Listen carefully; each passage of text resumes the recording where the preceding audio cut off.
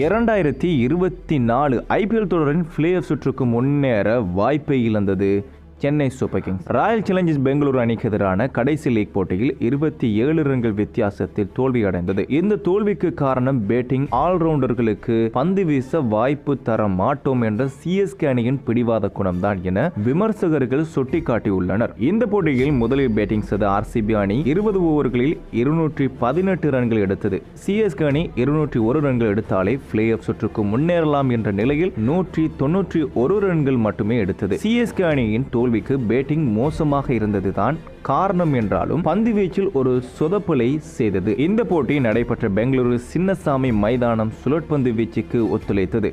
அதற்கு ஏற்ப சிஎஸ்கே அணியின் 3 சுழற்பந்து வீச்சாளர்கள் பயன்படுத்தப்பட்டனர். தீக்ஷனா, மிச்சல் சாண்டர் மற்றும் ரவீந்திர ஜடேஜா ஆகிய 3 சுழற்பந்து வீச்சாளர்களும் பந்து வீசினர். இந்த மூவரில் ஜடேஜா அதிக ரன்களை விட்டுக் கொடுத்தார். ஆனால் தீக்ஷனா ஒரு ஓவருக்கு சராசரியாக 6.25 ரன்களும், சாண்டர் ஒரு ஓவருக்கு சராசரியாக 5.75 ரன்களும் மட்டுமே விட்டுக் கொடுத்தனர். வேகப்பந்து வீச்சாளர்கள் அனைவருமே ரன்களை வாரி வழங்கினர். தேஷ்பாண்டே ஒரு ஓவருக்கு 12 ரன்களும், சர்து தாக்கூர் 15 ரன்களும் விட்டுக் கொடுத்திருந்தனர். இந்த நிலையில் சிஎஸ்கே அணி 4வதாக ஒரு சுழற்பந்து வீச்சாளரை பயன்படுத்தி இருக்க முடியும். ரச்சின் ரவீந்திரா சுழற்பந்து வீச்சாளர் ஆல்ரவுண்டர் தான். அவருக்கு 2 அல்லது 3 ஓவர்கள் கொடுத்து அவர் கட்டுக்கோப்பாக வீசி இருந்தால் நிச்சயம் ஆர்சிபி அணிக்கு அழுத்தம் ஏற்பட்டிருக்கும். அந்த வாய்ப்பை சிஎஸ்கே அணி தவறவிட்டது. அதற்கு முக்கிய காரணம் சிஎஸ்கே அணி பேட்டிங் ஆல்ரவுண்டர்களை பந்து வீச்சுக்கு பயன்படுத்துவதில்லை என்ற ஒரு பிடிவாத குணத்துடன் உள்ளது. இதற்கு உதாரணம் சிவன் துபே. அவர் வேகப்பந்து வீச்சு ஆல்ரவுண்டர் என்றாலும் அவருக்கு பந்து வீச வாய்ப்பு இல்லை.